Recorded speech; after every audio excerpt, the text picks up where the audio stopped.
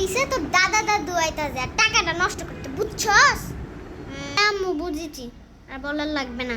আমার দাদা দাদু আসছে, তোমার টাকাটাই নষ্ট করবে না। আমার কি, আমাকে বলতেছো কেন?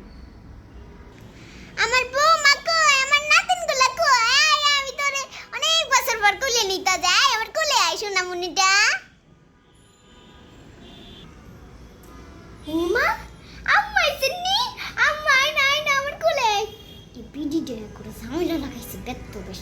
আয় না আয় না। বৌমা তুমি কি আমার কিছু কইছো? হ্যাঁ না না না না, আমি আপনার কিছু কইনি, কিছু বলিনি আমি। দাদু আসছে, দাদু আমার কোলে আসো, আজকে আমি অনেক মজা করবো দাদুর সাথে। আমার খুব মজা লাগবে দাদুর সাথে। আসো তুই কোলে। প্রধানমন্ত্রী কইছে যে দেশ অভাব হয়ে যাবো, ওর লেগে আমি এগুলো সব নিয়ে এসে পড়ছি বুঝছেন? এই দেখেন, দুইটা তেল আনছি আর হাফ কেজি এই যে 5 কেজি রসুন কিনছি আর একটা নুডলস কিনছি।